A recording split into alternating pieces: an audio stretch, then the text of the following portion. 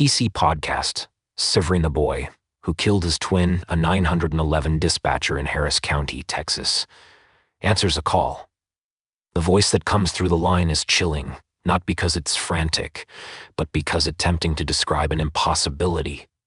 The dispatcher asks for the location of the emergency. The caller responds, "I just killed my sister." The dispatcher processing this asks for the caller's name. Benjamin Elliott, the 17-year-old, says. He struggles to explain the inexplicable. "I thought it was a dream. I stabbed my sister." The dispatcher tries to get clarity. "How old is she?" 17 or 20, Benjamin replies. "Is she awake?" "Yes. Is anyone else there?" The dispatcher realizes CPR is needed. "We were going to have to start CPR right now." The call fills with the sound of counting. 1, 2, 3, 4, 1, 2, 3, 4. When officers arrive, the scene is confused and desperate. Benjamin is still processing what happened. He said it was a dream. It was just a dream, and then it wasn't tea. An officer informs him, "I'm going to do a search of you real quick, and then I'm going to put you in the back seat." This case would immediately polarize investigators and medical experts, hinging on a single surreal defense. As one prosecutor, Megan Long, summarized, "The biggest thing that they rehanging their hat on is the lack of motive." But the defense saw it differently. They were convinced this was a sleepwalking incident. The core question became, are you saying, man, that he did kill his sister, but he didn't intend to kill his sister? The answer from the defense, correct. Benjamin's own family was left grieving a daughter and defending a son. This was not Benjamin's fault. I then never thought of him as somebody responsible for this. When Benjamin himself was asked what made him so sure he was sleepwalking, his answer was simple. "I would never have done that. I loved her." Part 1. The interrogation on the morning of the 29th of September 2021. Benjamin Elliott sat in a Harris County Sheriff's interrogation room. Detective Fred Armonios tried to understand the 17-year-old's mindset, asking, "Benjamin, you ever have a realistic nightmare? Or like just everything feels real?" Benjamin, who spoke to police without a lawyer, tried to recount the fragmented moments. He said he had little memory of the event. "So you go to sleep. Wasn't tea the next thing you remember?" The detective asked. "The next thing I remember is like the feeling of stabbing something," Benjamin said. He described the horrifying realization. "I was in her room and I turned on the light and I was panicking and I tried to stop believing it." He said he used a pillow to try and stop the bleeding. "So I run into my room and I unplug my phone and I dial 911. While Benjamin was at the station, his parents, Michael and Kathy, were living their own nightmare. Michael Elliott remembers hearing the 911 call. "I heard Michael yell. 'Oh my God,' Kathy recalled. Michael went to the bedroom. 'I saw Megan and she was gray.' When paramedics arrived, they took over CPR. Kathy watched as police led her son away.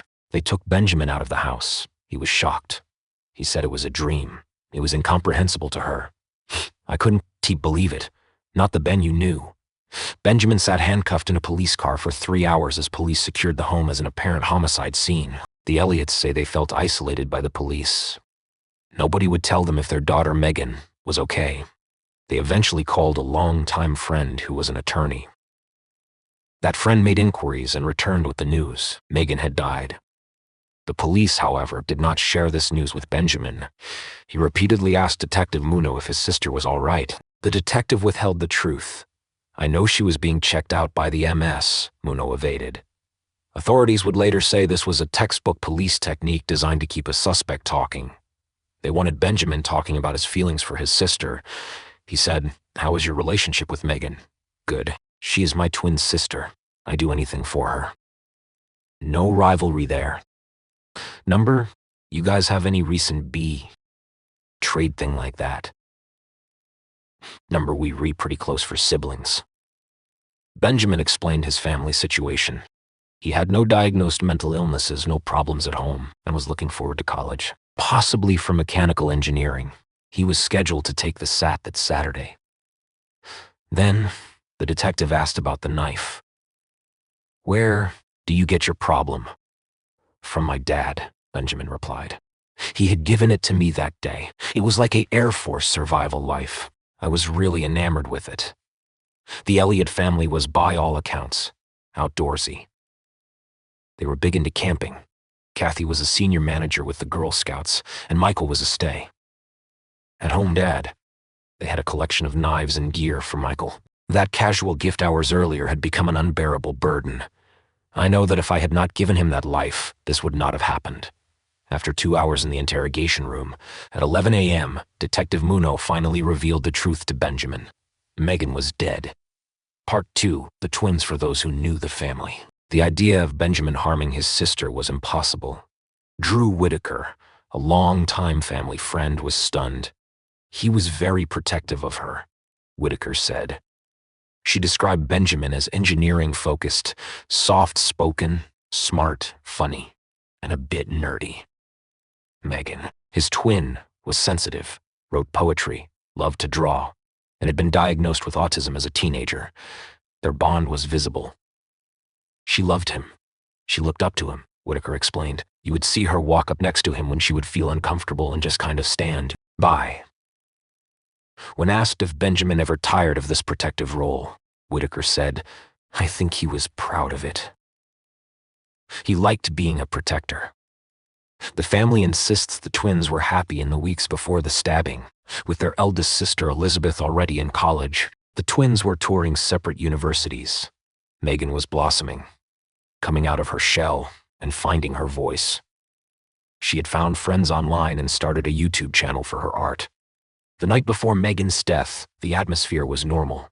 Benjamin and his father, Michael, spent hours playing video games, including a survival game. It was in that game that Benjamin noticed a military-style knife. His father remarked that it resembled one he owned and offered to give it to him. Unfortunately, I wouldn't he got the knife out, Michael lamented. The police, however, were not looking at family dynamics. They had a confession and the bloody knife. And then the autopsy revealed a critical, disturbing detail that contradicted Benjamin S.'s story. He had said he stabbed her, just once, but Megan hadn't been stabbed just once. She had 2 stab wounds. Benjamin Elliott was charged with the murder of his twin sister. Part 3, the parasomnia defense after several days on suicide watch. Benjamin was released on bail. His parents were waiting. Kathy remembers him just standing on the sidewalk, looking like he didn't see me.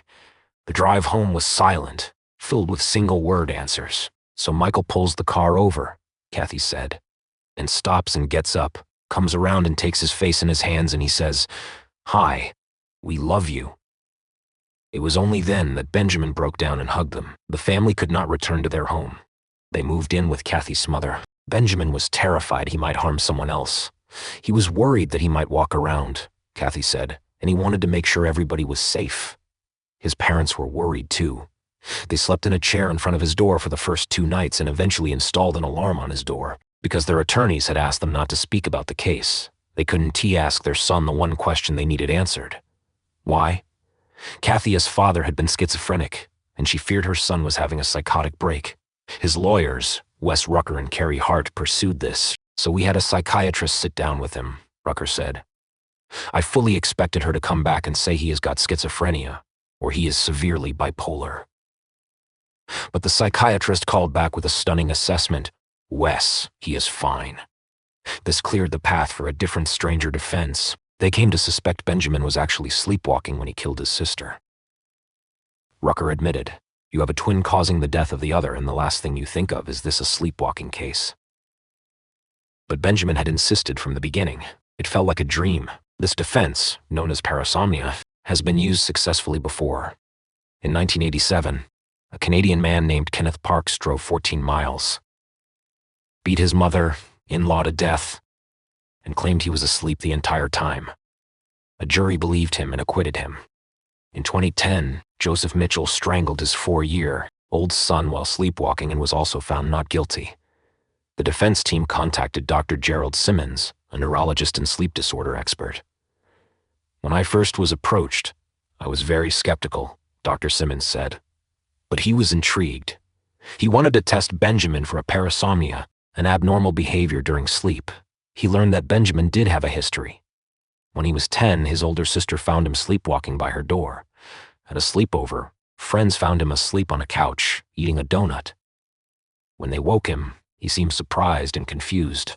Simmons also discovered a strong family history. "My uncle apparently used to sleepwalk when he was a teenager," Michael Elliott said. "He would go out into the garage and, with the tools. Apparently he walked in on my mom one time when she was in the shower." Kathy also had an aunt who once sleepwalked out of her house and was waking up in the middle of the thunderstorm outside. Dr. Simmons conducted 2 sleep studies with Benjamin. The studies revealed Benjamin had obstructive sleep apnea, a condition where the airway gets blocked during sleep. This, Simmons explained, can be the trigger that jolts the brain partially awake, causing a sleepwalking episode, particularly during non-REM slow wave sleep. Benjamin did not sleepwalk during the lab studies, but Simmons observed something vital. Benjamin entered that deep, slow wave sleep state in just 11 minutes. This timeline was crucial. On the night of the stabbing, Benjamin's phone records show he stopped scrolling the web at 4:17 a.m. His 911 call was placed just 24 minutes later. Dr. Simmons argued this was precisely enough time for a sleep-deprived teenager to fall quickly into slow wave sleep, experience the apnea, triggered parasomnia, and commit the act. Dr. Simmons' conclusion was firm. "Do you believe Ben killed his sister without even realizing he was doing it in his sleep?" he was asked. "Yes," he replied. "Ben definitely killed his sister. He did it. But I believe it was part of a parasomnia. He didn't do this voluntarily." The Elliots were hopeful prosecutors might drop the murder charge, but in April 2023, a year and a half after Megan's death, a grand jury indicted 19-year-old Benjamin Elliott for first-degree murder. Part 4. The prosecution. This case prosecutors Megan Long and Maroon Kutani were unconvinced. "We just didn't think that what we saw was sleepwalking," Long said. Long herself was a sleepwalker, as were her children, but she disputed the defense's claim of a family history, arguing it is more prevalent when it is a first-degree family member, so your parents. They hired their own expert, psychologist Dr. Mark Pressman, who concluded Benjamin was not sleepwalking. Dr. Pressman argued that violence in sleepwalkers is typically a reflex to being physically interfered with, hitting or kicking to protect themselves. He also argued that the act of sheathing the knife before using it was a complex conscious action, not an unconscious one. But his main point was memory. He remembered the feeling of the knife going into the neck. "That is a memory," Pressman stated. "I shouldn't be able to have that memory." Dr. Simmons disputed this, arguing that if Benjamin were fabricating an alibi, it would have been just as easy for him to say, "I don't remember anything." Simmons argued Benjamin was simply being honest about the fragmented memories he had. The prosecution knew their biggest hurdle was the lack of motive. No one had ever witnessed any problems between the twins. Is there no motive because he was sleepwalking? Long mused. Or is there no motive just because no one is willing to come forward and tell us? They decided to build their case on the physical evidence, arguing Benjamin's actions were deliberate. First, the pillow. Benjamin claimed he used it to stop the bleeding. The prosecution called this a lie. Megan's wound was 4 inches deep and had severed her carotid artery and jugular vein. This, they argued, would have produced arterial blood spatter on the walls. Yet there was none. In their theory, the pillow wasn't used after the stabbing, it was used during it. "I think you wanted to cover her face," Long said, "maybe even muffle if she were to scream." Second, the 911 call. Prosecutor Kutani claimed Benjamin was whispering. "I think he is whispering because he doesn't want his parents to come to the same reality that he is now living in, that he took his sister's life." He argued Benjamin didn't scream for help before calling 911 because he was trying to conceal the act. Third, the time of death. The prosecution argued Megan was already dead, or very close to it. When the call was made, Emez found her with no heartbeat and not breathing. The medical examiner testified that with her wounds, she would have been dead within minutes. Fourth, Benjamin's own words. During the interrogation, when asked where his phone was, Benjamin replied, "It is at the crime scene." "To us, that was significant," Kutani said. "Not many 17-year-old would respond with 'at the crime scene.' Most people would say, 'at my house.' Finally, his demeanor. Prosecutors argued his calm behavior while discussing college and the SATs was not shock. The defense found these arguments ridiculous, stating investigators don't have a clue about this kid. They weren't even curious. There was nothing for him to gain. There was everything for him to lose. There is just no reason why he would have done that. Before trial, prosecutors offered Benjamin a 30-year plea deal. He turned it down. The family was now facing the loss of both their children. He went to sleep, his father said. He woke up and he found out he had killed his sister. The trial and the verdict, Benjamin S. first-degree murder trial, began on the 18th of February 2025. The prosecution, led by Maroon Kutani, made it clear that motive didn't matter. They played the 9/11 call, emphasizing the alleged whispering.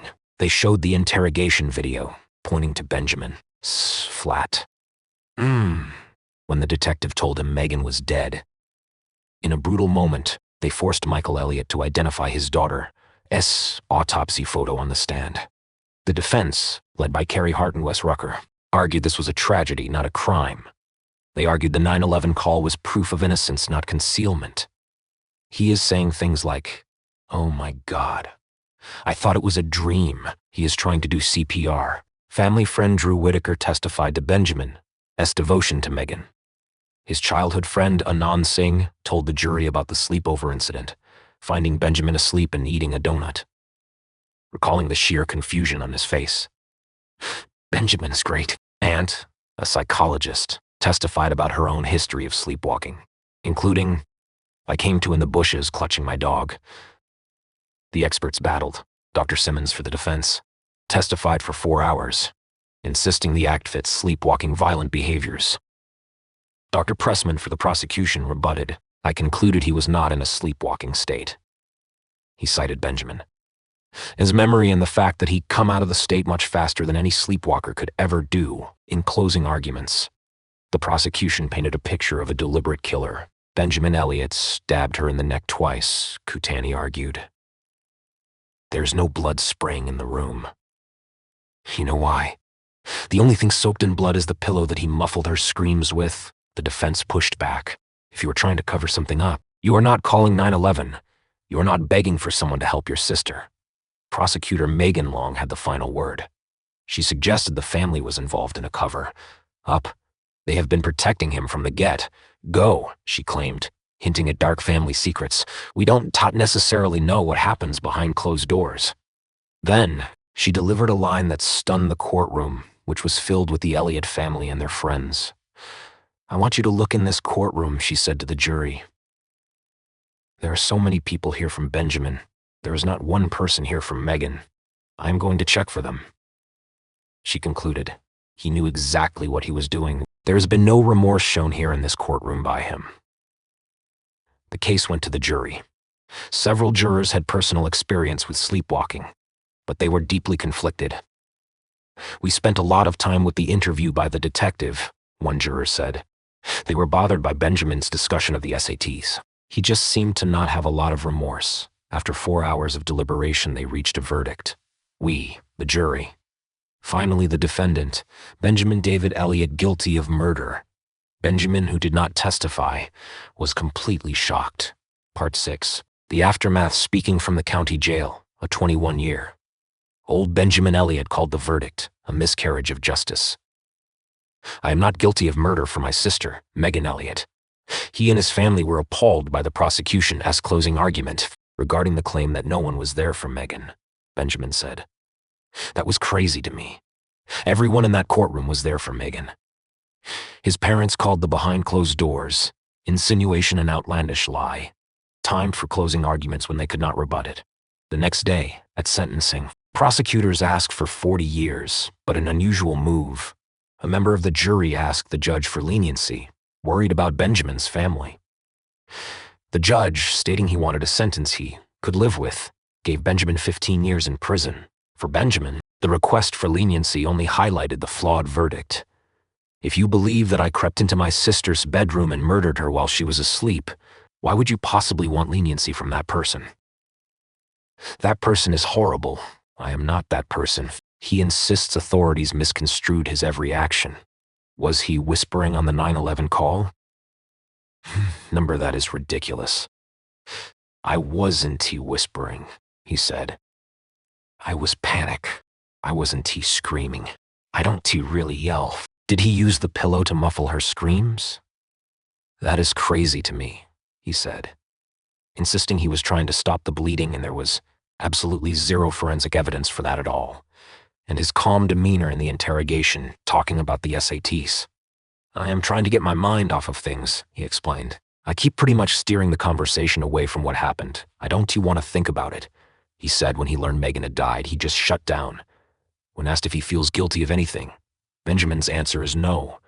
I used to blame myself for it because it is like, I was the one holding the knife, right? But I've come to realize that I am not. I couldn't have done anything any different than what I had done. He says it is really hard to know she is gone because of him.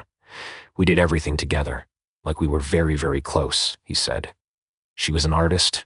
The way she looked at the world, she looked at it with like a creative mind, so she would just see just beautiful things everywhere. This has been PC Podcast. Thank you for listening.